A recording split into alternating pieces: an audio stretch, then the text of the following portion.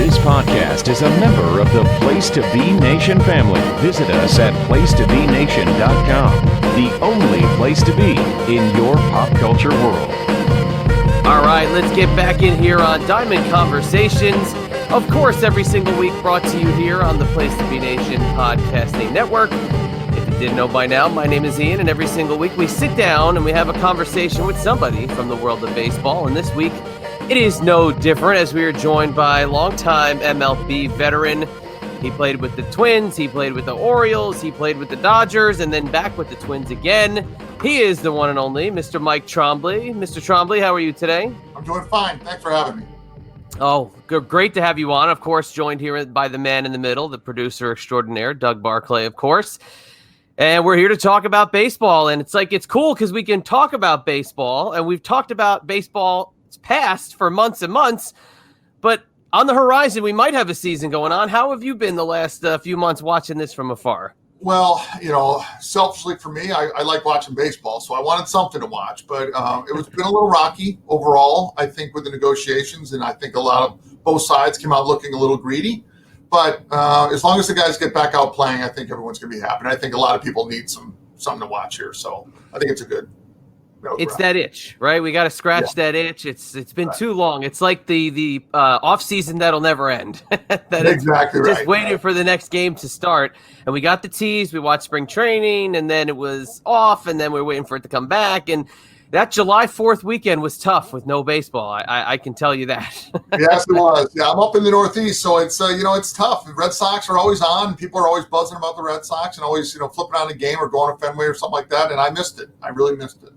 Yeah, absolutely. So how's the post-career life going for you? It's always one of my favorite parts of this show to kind of dig into what you did after the playing days, because what you do as a baseball player kind of sets you up for the rest of your life. But how's the post-career been for you? Well, I was lucky enough. My joke is I'm a financial advisor. My wife and I run a family business, and my father started over 50 years ago, and my father since retired and passed away a few years ago. But I joke that I was always a financial guy long before I was ever a baseball player. So it's been a great fit. I'm up in Western Massachusetts, and Trombley Associates is our company. We're retirement planning financial advisors. Very nice. So it's always good. You got a passion for the game. You got a passion for financial advising. I'm sure those are two very fruitful industries to be in. Exactly. So it's good. I enjoy it. Yeah, very nice. And yeah, Massachusetts, it's obviously, rich in baseball history, but your story's pretty cool. Kind of go into, how you got into, being a part of baseball, loving it as a kid and kind of your early playing career. Well, ever since I was a little boy, like every other kid, I love the sport. I love the game. I love to compete. And I'm really and I'm not trying to be humble here. Major League Baseball and professional baseball kind of happened by an accident for me. When I went to school at Duke University. I was never really thinking about playing professionally. I wasn't drafted in high school. So I went to Duke University really just to play baseball. I wanted to play baseball and football in college, but wasn't good enough to play football at Duke. But started playing baseball, and things just kind of happened. I ended up going to the Cape Cod Baseball League. So I always loved the game. I was always, whether my wife disagrees with this, but I was kind of smart enough to realize that the chances weren't real good of making a professional career for myself and making actually some money doing it. So I kind of knew it was a long shot, but things just kind of fell into place. And I say it all the time that I was lucky enough to get a shot to be drafted out of Duke. Pitched pretty well in college. We didn't have a very good team, but I thought I threw the ball pretty well, at least for the scouts' sake. But things just kind of, when I was drafted by the Twins, I think this is a good lesson for a lot of kids is, listen, you have to pitch well. You have to stay injury-free, but there's a lot of luck involved. And just so happened when I was drafted by the Twins in 89, when I was finally ready for the big leagues in 92, the Twins coming off the World Series in 91 and then pretty good in 92 when I was called up, the Twins were really good in the 90s. We struggled. And I actually, as a young player, got some second and third chances where, as opposed to being a team independent race, a lot of young guys get one shot. If you don't perform, it's kind of tough luck. But the Twins stayed with some young guys, gave me some second and third chances, and really just gave me a great opportunity, whether it's luck or whether it's my doing, maybe some of both, but I was very fortunate. Yeah, I don't want. We're gonna get into that because the one cool thing that I could say about your career on paper, you were around a lot of cool moments, and we're going to talk about that absolutely. But you talk about that. So playing for Duke and then playing for the Cape Cod League. What was the difference between kind of playing the college ball and then kind of transitioning a little bit into into the professional realm and seeing how one operates versus maybe the competition in another? Well, I mean, I played at Duke University. We're playing against Clemson and North Carolina and Georgia Tech and some national powers. And this is back when in those days, the aluminum bats were, 35 inches long and, 29 ounces. And guys would, you jam a guy and hit it out of the park. And it was very friendly to hit with an aluminum bat back in the 80s. So going to the Cape Cod League, facing wooden bats, it was actually a nice change that you actually could pitch somebody inside and break their bat and actually not have them leave the yard on you. So it was really, for me, it was more of a confidence builder. I actually went to the Cape and played in Falmouth in 1988. It was a great year for Cape Cod League that year because guys like Mo Vaughn were there, Frank Thomas, Jeff Bagwell. Oh, wow. It was a great, great year for Cape Cod. So I actually came home talking to my dad and say, hey, listen, I think I can do this. I had some success. I mean, everyone's ERA is a little lower in the Cape League than they are in college because of the no aluminum bats. So it was really just a confidence builder for me, and it was great. Mike, Doug here in the middle. Can you talk a little bit more about your time in the Cape from a developmental standpoint? Because I'm thinking that of the many ways that baseball has been eliminated this year, there is no Cape League this year. A lot of guys, you were drafted in the 14th round. There is no 14th round this year. Right. Can you talk about how what that part of your development was like, and sort of how you turned the corner as a pitcher? Well, things have changed a lot today. I watch a Cape Cod League game today, and they look like major leaguers to me. They're very refined. They're very, training starts earlier. They have pitching coaches. I never really had a pitching coach. I watch Roger Clemens pitch on TV, and like, hey, I'm going to try this or I'm going to try that. That's how I developed as a pitcher. So it was much different back then. I don't know if the guys missing out on today, they're still doing their workouts, they're still using their pitching coaches. Back then, if you took away the Cape Cod League for me, it would be horrible because the only time I really learned was really on the field and a couple of bullpens. I wasn't training like the guys do today.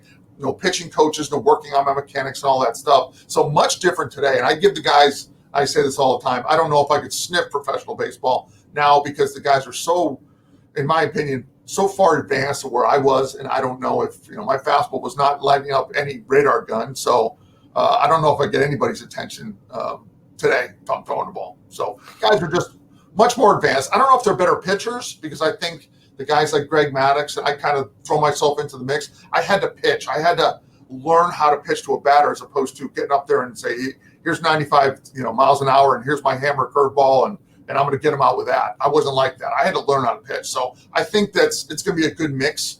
For young guys now, training's good, the radar gun's good, but learn how to pitch. You got to compete. You got to learn how to pitch. Who was the first pitching coach you had when you went pro?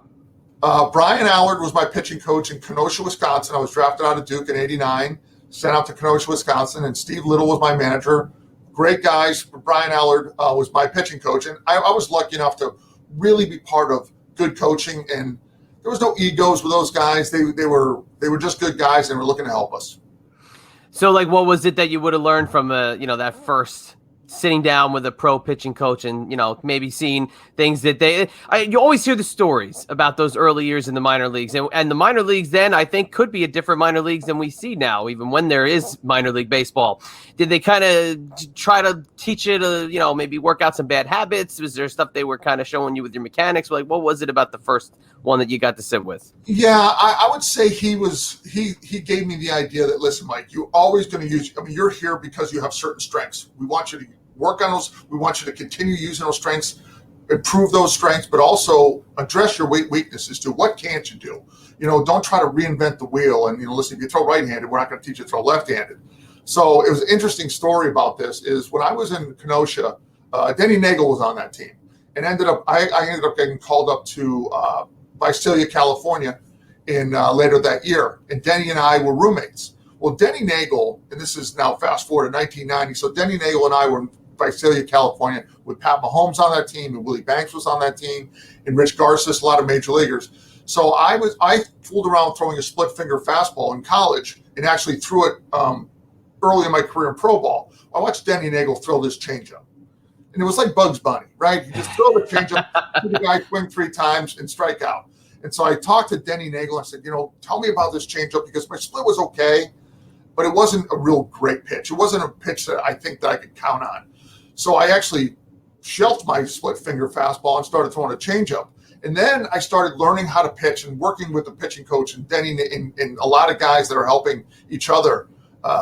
I started throwing a changeup, and that's really what made me a better pitcher and learn how to pitch, how to change speeds, rather than, hey, just throw a split, hope it drops and strike the guy out or get a ground ball. So it was really with the pitching coach, with my other teammates like Denny Nagel and guys like that, I really kind of learned how to pitch. I mean, I look back at what I was doing in Duke and in high school. I had no idea what I was doing. I threw a base, fastball, get a guy with 2 strikes and try to throw him a curveball in the dirt and hopefully he strikes out. That's all I knew.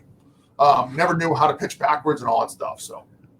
And it's better to kind of learn that early, right, in your development, rather than have to switch it up later in your career and maybe scramble to do something that could hurt your arm. It's kind of better early in the process, right, to learn maybe how to add something to your arsenal. Absolutely. I always joke that failing is a good thing. You got to make some changes, and then so when you look at a pitch and you think it's pretty good, and you have somebody who's really honest with you, a pitching coach that has actually been there and knows, he goes, Mike, listen, this is a good major league pitch. This isn't. Your breaking ball, as early in my career, I threw a curveball, then made it into a slider in college. Then once I threw the changeup in the split, I kind of had to change my breaking ball to make sure that it's all 3 different speeds of my fastball, my breaking ball, and my changeup or split.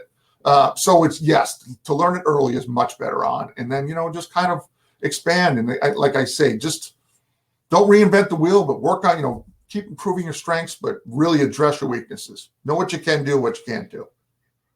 Yeah, you kind of bridged the gap with the guys in the Twins minor league system, because you came up with what would be the next group after that veteran team, the 87 to 91 team. You guys were really, like, all the guys you mentioned in that minor league, that team together in California, you guys really were the next generation of Twins that kind of made their way up to the major leagues. And then coincidentally enough, later on in your Twins career, you would kind of see some of the new stars coming through the system at that point too. Yes. Exactly. Yeah. Santana and all those guys from the later 90s Twins and into the early 2000s. But talk about getting onto that Twins team in 92, because coming off a World Series championship, loaded with veterans, loaded with guys to learn from. What was your first impression of that first call up to the major leagues? Well, getting called to major leagues, obviously it's a dream. You're all excited. But I think that I pride myself for trying to be a humble guy. Being really thankful for what you have. But what I was a little spoiled about at the time, I don't think I quite realized it, of what great leadership the Twins had. And again, I'm not saying other teams didn't have it. I just didn't know how good we had it with the Twins. Guys like Puckett and Ken Herbeck and Rick Aguilera and Chili Davis and Shane Mack and even young guys like Knobloch. It was such a great clubhouse. I always joke that we never went to the field knowing what our record was. You just went and played as hard as you could that day and tried to win. And it wasn't a situation where I was saying, okay, we're in 5th place, so we're not going to try as hard. No one ever. It was just a great clubhouse. There was many dog days of summer where many teams were dragging around a clubhouse. Tom Kelly had a great clubhouse, and people enjoyed being there. So I was so fortunate to, listen, like you mentioned, the right guy at the right time, to play with Herbeck and Puckett and Winfield and Molitor and Ripken and throw out my career. How lucky am I? I'm the guy from Wilbraham, Massachusetts. I wasn't very good, So, and being in Minnesota is kind of a culture shock too, because it's very cold, and obviously that dome. I was gonna say that dome is something to be a sight. It's something I miss about that era of baseball. I love the dome, love the AstroTurf, love the, in the world, you saw the World Series clips, the glass that was around the, the outfield. Talk about the stadium if you can, because I don't know if many people remember how great that place was to watch on television. As a pitcher, it wasn't a great place to pitch, because turf, it's not like this field turf that you see today. This old turf was like in a parking lot. If you give up a ground ball and it wasn't at somebody, it's going as a hit through the infield. So it wasn't that friendly to pitch in. The one thing for me is it was a dome. It was 70 degrees every day. As throwing a split and throwing the pitches, my breaking ball the way I did, I needed to know what that grip was going to be. So when I gripped that ball, I needed to know what the grip was like. So when I go to hot weather in Texas or somewhere else that's humid, Baltimore, and you got a lot of sweat and you had to use rosin and stuff like that, I needed to know exactly what it was like to grip the ball. So I like pitching in the dome in that atmosphere, but it was not a very friendly place to pitch. And you're from Western Massachusetts. I shouldn't say anything about the cold. You guys have it just as much as they do in Minnesota. Right, exactly right. So. They're ready for football all year round in either side. But yeah, Tom Kelly. So that's another great one to touch on because longtime manager of the Twins, went through the ups and downs of a franchise that was at its height and at its lowest kind of during his time. Kind of talk about him as a manager and maybe what you learned from him. Well, honestly, when I first met Tom Kelly, I wasn't a huge fan. I mean, I knew Tom Kelly as a manager, but I'm going to be completely honest. It's not that I disliked the guy. I didn't understand him. And as I matured as a player, as I matured as a human being and became a man, really, I look back at some things, how he handled things, and I get it now. And he really did a lot of I can't thank him enough for what he did for me as a player and as a person. And some of the things that, as a young punk kid, he thought like he was being a jerk. He was doing it for his players. He just gets it. He's a great baseball guy. I owe him so much. And the Twins coaches, too. Just a good atmosphere, clubhouse. He took me aside sometimes and had some conversations with me and said some things that I didn't like at first. But then later on, I got and understood why he said those things, and I really appreciate how he handled it. And I say this all the time. As far as leadership, what Tom Kelly did was he had Puckett and Herbeck and great leaders and great stars, I should say. But he let the guys police the team. He wasn't screaming and yelling. He said, we run balls out. We do things the right way. He always used the word we. It was never I. He never wanted anybody to talk about themselves too much. If we lose together. If we win together. I don't want to hear how many guys you struck out. I don't want to hear why you gave up a home run. No excuses. Show up and play the best you can. That's all I can ask. And I was so, really spoiled because that's all I knew. I was a young player in the Twins, and I thought everyone did things like that. And I was looking back, it was a great lesson. He was a good manager, good baseball guy. So who was your guy in the clubhouse then? You need to search somebody out. You have a question. You're not sure. There's guidance you need. You look around that room. Who's the guy you go to for help? I would say Aguilera was my guy. Aguilera was a leader of our bullpen. He was a closer. And honestly, we had a lot of in common. He liked to golf. I liked to golf. We played a lot of golf together. And when I started to want to split again, he really helped me. And there wasn't an ounce of ego in Aggie. He was just a great leader. He wanted all his teammates to pitch great. He was never about himself. He was about the team. And he was just a true professional. I actually tell you a funny story about one time you never saw really any problems with the players. But one day, Aguilera and Puckett were like getting on each other, very playfully getting on each other. And somebody said something, and I don't remember what it was, but somebody said something that kind of maybe crossed the line and started a little argument. And they started to argue a little bit. And this was like before the game started, or maybe an hour before, maybe after batting practice. And as they argued a little bit, it kind of hit me like, wow, you never see this before. But I remember Aguilera looking at Puckett. All he did was look at him. And it ended right there. And it was really kind of cool for me because it was Aggie's way of saying to Puck, or Puck's way of saying to Aggie, we don't handle things out in the open like this. This is not good for the young guys to see this. And it ended just like that. And it was really a cool thing to see. Because, listen, they could be going back and forth and arguing forever, which all guys do about whatever. But it was a great lesson for me. It was really cool to see how he became so dominant because, we're from New York and we watched him as a Met. And then when he got traded to the Twins, it was kind of shocking because then he became this dominant closer for so many years.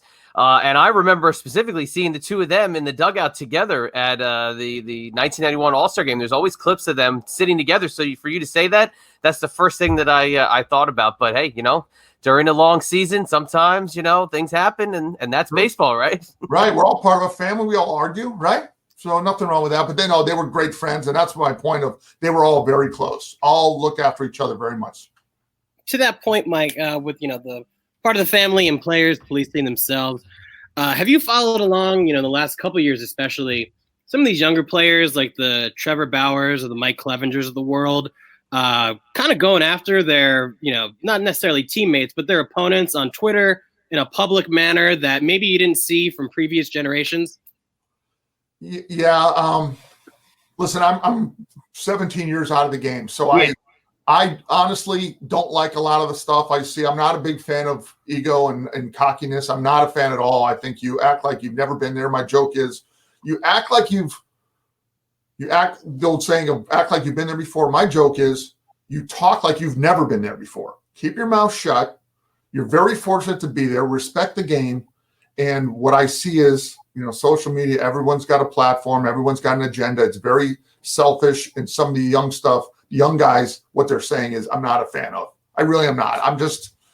They're great players. I can't take anything away player-wise, but some of the attitude, I don't know if I could ever, people ask me, could you coach Mike? I don't think I could. I don't think I could put up with I have a different personality than that. And I get. And did you see any of that, towards the end of your career, as my brother mentioned, when you were coming up with or seeing guys like Johan Santana or, those guys at the beginning of their career, did you see any of that at that point? Had the kind of evolution of the baseball player happened yet? Or were those guys more reminiscent of when you came up to the guys now? Yeah, they're more reminiscent of what I came up with, especially with the Twins organization. I did see from time to time, it's just different personalities, guys being a little louder and a little bit more self-promotional, but not Santana and those guys. I mean, Torrey Hunter is one of my favorite guys of all time. There was not an ounce of arrogance towards him, and he was looking to deflect away from him rather than towards him. So guys like that, they were great. All the guys really the majority of guys, only a couple guys here and there at times were maybe a little, cocky. And it stayed in the clubhouse. Absolutely. It was always the joke that in the Twins is we do things together here. It's never no I in team, that type of thing. Gotcha. Yeah, I always subscribe to the act like you've been there. And that's what I loved about growing up in that era is that every guy looked like they were pros forever. I mean, you saw guys that were grizzled and they looked like veterans and they're getting in there for their first time on a mound. But we were talking about the transition and whatnot. When you moved to Baltimore, how did you kind of transition into your role there and a new team, a new environment, and obviously having to get used to, a brand new organization? Well, I never wanted to leave the Twins. First of all, I wanted to stay with the Twins. They were good to me, but being the pitcher it was my one shot at making some money. And I came off of 99. Aguilera got traded to the Cubs. I ended up getting 24 saves in 1999, which even though I was the closer for the second half of the season, and I got some great opportunities to get some saves and pad the stats, which is always good in free agent years. But when I went to the Orioles, I was really signed. I signed a 3-year deal with the Orioles with a 4th-year option. It was my one shot to make the money. And honestly, I only had one shot. I mean, I was not good enough to, playing 25 years and just racking up the contracts. So I ended up going to the Orioles. I actually, Terry Crowley was a Twins coach that went to the Orioles, and Erickson was there. Jeff Reveille was there. So I knew some guys, and they reached out to me a little bit because I've always loved Baltimore. I love Camden Yards. I'm an East Coast guy, and but it was a transition. I mean, it was really going over there, and it was actually a very good. Obviously, Ripken was there, but you talk about veteran team. It was Charles Johnson was the catcher. Will Clark was first base. Delano DeShields, Mike Bordick, Ripken, Surhoff, Bell, Brady Anderson, Conine, and Harold Baines were on that team. It was just loaded with veterans. I was intimidated. I mean, I was intimidated going, wow, these are big timers. Just like Puckett. It was a group of, it was a whole team of Pucketts and Herbecks and guys like that. So it took me a little time. I mean, the first time I throw a fastball and it registers 86 on the radar gun, and they're going, geez, what the hell we signed this guy for? So, it took some time to realize, but I actually started out a little rocky with the Orioles, but actually pitched good for 2 years. And then the trade happened to the Dodgers. But I love Baltimore. It was just a good fit for me, and it really felt comfortable. It was a great baseball city. Oh, it's an amazing baseball city, and that stadium right there in the harbor. I mean, it's a beautiful place to spend a weekend and see a game. And maybe next year that people can enjoy doing that. But nonetheless, another veteran team. And the thing that I said earlier in the interviews, you were around amazing milestones throughout your career. And either whether you're giving one of them up, like Eddie Murray and hit number 3,000, or being there for Molitor's 3,000th hit, Ripken's 3,000th hit, and all these huge players. What was that like kind of as the spectator? We'll get to, let's do the spectator first and then we'll talk about Murray, but let's talk about the ones you watched as a spectator. Well, I mean, you talk about being the right man at the right time and getting lucky. I mean, like you mentioned before, I saw, Molitor or Winfield get his 3,000th hit. I was actually a couple games away from missing. George Brett was supposed to get his 3,000th hit against us, but he got like 4 hits in a game in California the series before. And so he got his 3,000th hit, but I saw, Winfield get his 3,000th hit, Ripken get his 3,000th hit, Molitor get his 3,000th hit, gave up Eddie Murray's, saw 4 no-hitters, including the perfect game by David Wells. I mean, just the right man at the right time. Wow. I was there when Barry Bonds broke the single-season record with against us when I was with the Dodgers. He hit 71, 72, and 73 against us. I saw Ricky Henderson break the all-time runs, Ty Cobb's record for most runs scored in a career. So it just happened to every time we were playing somebody's hitting a milestone. And it was just, how lucky am I, right? Again, I'm the kid from Wilbraham going, geez, I'm not good enough to play in the big leagues. And here I am sitting with a uniform on watching this stuff. It's great. Now, was Ricky with San Diego or was he with LA at that point? He was with San Diego. So you got to go through the Ricky list because Ricky had a lot of stops there at the end.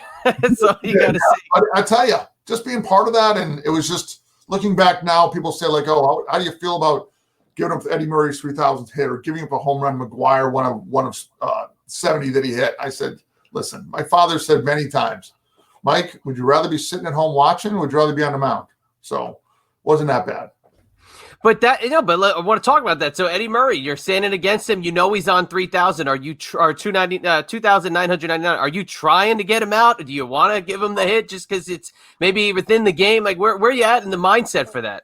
Well, first of all, I wasn't that good. So my trying and his trying are 2 different levels. But he, of course, I'm trying to get him out. I don't want to be the guy to give it up. But listen, I was a starter then, and I was pitching against a Cleveland lineup that was loaded. I mean, they were loaded in the 90s.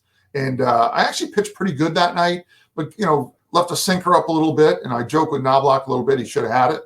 He made a little bit of the ball. But it was, at the time, you're not happy. I mean, the big fanfare in Minnesota, all the team comes on and congratulates him. But looking back now, and especially because I went to the Orioles, became pretty good buddies with Eddie Murray, it was a great. I mean, listen, if it happened to happen to somebody, let it happen to me. I don't care. I love it. That stretch in the mid-90s where all those guys were hitting those milestones. I mean, Murray got his 400th home run, his 3,000th hit, Winfield, Brett, Yount, all those guys. It was an amazing time to follow it because it seemed like every time you turned on SportsCenter, the newest highlight was this Hall of Famer or future Hall of Famers, next milestone. But you face so many of those great teams, and Doug's going to step in here in a second and kind of throw some stats at you. But what would you say the toughest team was to face? Because, I mean, you got the 98 Yankees. Those mid-90s Indians teams were rough. You had the Toronto Blue Jays were no slouch there for a few years. So who was one of the tougher teams you remember facing? Well, absolutely. I think you mentioned, Blue Jays early on. Also the A's early on. They were loaded with Canseco, McGuire, and Cardi Lansford, and both Hendersons. Great. Cleveland was always hard. I mean, golly, with Manny and Albert Bell and guys like, even people don't remember Jeremy Burnitz and oh yeah, just ridiculous lines up. Travis Fryman, Matt Williams, Kenny Lofton, Baerga. It goes on and on and on.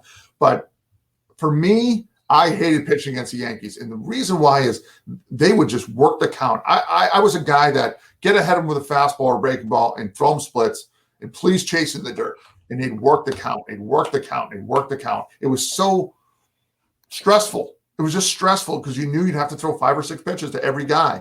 So the Yankees, the late 90s Yankees were pretty special. And also the Mariners, just bombers, Buhner and Griffey and guys like that. Everybody. So good teams. Mike, you mentioned one person before that as an answer to a Mike Trombley trivia question. Off the top of your head, do you know who faced you the most times in your career? Who I faced most times in my career? You held him to a 206 average, struck him out 8 times. I did. Paul O'Neill. Paul O'Neill's the only good guy I can remember getting out. No, who is it? The answer, well, first I want to say that you held Paul O'Neill to a 158 average, and you got a lot of good guys out. The answer is Travis Fryman. He went 7 for 35 off you. Right. And now, against him in old Detroit, old Tiger Stadium, in freezing cold, and for whatever reason that day, I had a good slider, and I struck him out a couple times. So I think I was the only good slider I threw that year, but it was good. Good stuff. Looking at some of your other stats, I also want to point out that you gave up Eddie Murray's 3,000th hit. It was the only hit you ever gave up to Eddie Murray. Really? We faced you 9 other times, and you got him out. I told you I was great, you guys. Looking at some of your stats, Paul O'Neill 158. You held Canseco to a 118 average and 21 at bats. I mean, what was it about some of these bigger guys, Rafael Palmeiro, Joe Carter, of your era, that you could? What's the difference between facing a Jose Canseco 21 times versus Derek Jeter, who did pretty well again? Well, I think think about that. Jay Buhner said it best: is we're up there to hit. We're not up there to walk. So I don't want a guy that's going to work the count. I want a guy that's up there looking for a pitch to drive and to be more of a free swinger. So the guys like Canseco that you mentioned and more of the power guys, I knew, listen, I don't think they're up there to walk. So if I throw some good splits that look like a strike and a dive, they're going to swing. And so I maybe had some better success. I'm glad. Thank you very much for not mentioning Jim Thome and guys like that, because they own We're not there yet. No, I think I had some good success. I mean, whether it was a little bit lucky and having good stuff that day, I'm a little surprised I actually got a good record against Palmeiro, guys like that, but they're pretty special guys. Now, last bit of Mike Trombley trivia. You struck out one man more than 9 times. One guy you struck out 10 times in your career. Do you know who it is? Well, my guess is Dale Swain, or I'd say O'Neill, but Dale Swain. Incorrect. Manny Ramirez, you struck out 10 times. I did? You did. All right. Dale's fame, 0 for 3 with 2 strikeouts. Wow. Can you send that to me so I can show my kids? Absolutely. Yeah. He's available for Thanksgiving if you'd like. Hey, if we got time for a quick story, this is a good one. Yeah, absolutely. Shoot. I go to the Orioles in 2000. I signed with the Orioles in 3-year deal with the Orioles 2000. So it's Mother's Day 2000. We're playing the Red Sox. Now keep in mind, I'm from Western Massachusetts. Every friend I have, including my family, is Red Sox fans. So we're at Mother's Day, and my mom and dad and some friends are there. My in-laws are there watching the game. And again, I'm new to the Orioles, and we're playing the Red Sox. And a young guy, Jason Johnson, has started the game. And I think we're in the 8th inning, and he's got like a 1-run game, 1-run lead. I think it's 1-0 or 2-1. So he walks the leadoff hitter. And so he threw a lot of pitches that day. So they take him out and bring me in. Now, again, I'm pitching for the Orioles, I'm new to this team, Mother's Day. It's 55,000 people there, very good crowd. And I'm still trying to prove myself to the fans in this team. So I come in. First pitch I throw to Mike Stanley, I hang a breaking ball and he hits a home run. So now it's 2-1. Now we're losing. Next guy comes up. I give him another home run. Still haven't gotten out. 2 pitches, 2 home runs. Now I'm getting booed by the fans. So the next guy up's Manny Ramirez. And I think I threw him a split, slipped out of my hand, I hit him. Now they think I hit him on purpose. So the whole Red Sox, now I got the fans booing me. I got my mother and father booing me up in the stand. I got the other dugout screaming at me because they think I hit Manny on purpose. I remember Pedro on a top step pointing at me and stuff. So the next guy comes up, I give up another home run. So I give up home run, hit a guy, hit Manny, another home run. Now I got the whole city of Baltimore booing me. I got to run off the field. And honestly, if it was socially acceptable, I would have cried. So the funniest part of all this is people say, like, listen, how do you handle something like that? Listen, that's just part of what we do, right? Some days you pitch good, you don't deserve it. Some days you pitch bad, you don't deserve it. I pitched bad that day, and I deserved every bit of it. So the funniest part is we're out Mother's Day, we're out at a restaurant, and we're at a round table, my mom, my dad, my family, and the guy behind me for 20 minutes is going on about how bad the Orioles suck. Trombley's the biggest waste of money ever. And my father's getting mad. And I'm looking at him saying, don't say anything. He has no idea that I'm sitting right behind the guy. Honestly, it was a very embarrassing day. But as a baseball fan, it's a really cool story because I couldn't get a little leaguer out that day. But just a great memory. I'm sorry, Orioles.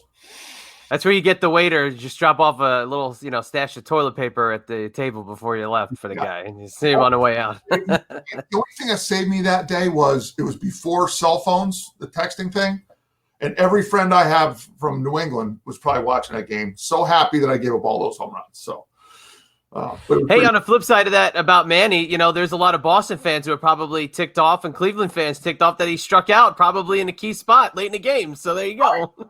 I never thought of that about. Right. So exactly. All right. Well, we're gonna head into the wrap up now, and been loving sitting here and talking with you about your career, and look, we can look at you and say 11 years in the major leagues during a huge pivotal time for the game. Coming back after the strike and the late 90s being so hot and everybody being into baseball. I think you were there in the perfect time, and it was a joy to watch those games. So from a fan perspective, we will say your 11 years were awesome. But, we appreciate you coming on the show here today. But before we wrap up, if there's anything you'd like to, say to the fans or anybody who's listening, if you've got anything you'd like to promote, the floor is yours. I would just say, listen, I'm so fortunate for what I've been through. And the one thing that I'm so proud of, and the best thing, and this is more for the fans of Minnesota and really throughout the league, is we're there for entertainment. I think what I'm most proud of is I never took anything for granted. I knew how lucky I was, to be in the same room with a Cal Ripken and Puckett, and being on the field is, I think some guys, it's a great, listen, playing in the major league is very exciting, but I think the players need to know how special it is, and don't take yourself too seriously. You know what I mean? This whole negotiation right now, what's going on with this COVID thing, it made everyone look bad, look like spoiled. I don't want to hear a guy making $30 million saying, I'm not going to play for $7 million. That's ridiculous. Well, how many the average Joe is out there busting his ass, working every day. He's going, the guy's not going to play for $7 million. It comes across as bad. We're there for the fans. Without the fans, this game is not existent. And that's what Tom Kelly taught us. It's entertainment, guys. You sign autographs, you treat people right, you hang out after and talk to the fans. That's what it's all about. So that's my message. That's great. No, it's very cool. And again, I can say all day long great things about the players that, I watched growing up in your era. And it was an absolute joy as an observer to watch you guys play hard and play the game right. But before we say goodbye, one last question. Besides Mike Trombley, who is the most underrated player of your era? Underrated. Golly, that's a good one. Underrated. Well, until two guys. Until one guy, I know he just got in the Hall of Fame. But the two guys we mentioned, Manny Ramirez as a hitter, and Edgar Martinez. But Edgar got in the Hall of Fame. But I thought for years, this guy is the best damn hitter in the league. I mean, he was one of the few guys that nobody wanted to face. Just nobody wanted to face. So I think Edgar Martinez would be. But he's in the Hall of Fame now, so I think he kind of jumped out of being underrated. But for years, I've said that about Edgar. Just phenomenal. How many balls did you watch skip down the line when you faced Edgar Martinez? Oh, my God. By the way, first time I showed up at the Kingdome, he's taking BP with a donut on his bat. How do you do that? That's unbelievable. So, pretty special guy. That's awesome. All right, well, we're going to wrap it up here. And, of course, you're listening to Diamond Conversations. If you want to follow me, it's at Chad EMB on Twitter. It's at Doug Barclay17 on Twitter. And you have listened to another fun one. I love doing this every single week, and we'll catch you next time on Diamond Conversations. Take care. Promotional consideration paid for by the following. Place to Be Nations, JT Rosero and Chad Campbell here. We want to let you know that we have over 24 podcasts available on iTunes, Stitcher, Google Play, and PlaceToBeNation.com. We now offer them to you on two great feeds. On the Place to Be Nation Wrestling feed, we dive into topics running the gamut from today's WWE to the glory days of yesteryear and the ins and outs of the territory days. In addition to our full-length shows, we also deliver to you special pod blasts on topics old and new. The Place to Be Nation Pop feed is a veritable treasure trove of great content, offering tremendous shows covering the land of movies, television, life, comics, and sports, brought to you by the most knowledgeable and insightful folks in the podcast world. You can find all these great shows, plus archives of our past podcasts from over the past 8 years as well by subscribing to both feeds on iTunes. And while you're there, be sure to rate and leave feedback as well. All of these shows, plus others, available on PlaceToBeNation.com, where we cover pro wrestling, sports, movies, comics, plus in-depth search projects, and much more. Be sure to support our site by using www.PlaceToBeNation.com/Amazon when doing your online shopping. We want to thank our friends at Boneheads Wing Bar, ProWrestlingOnly.com, and TheHistoryOfWrestling.com as well. Be sure to follow us on Facebook, Twitter, Instagram, and Tumblr. PlaceToBeNation.com, the only place to be in your pop culture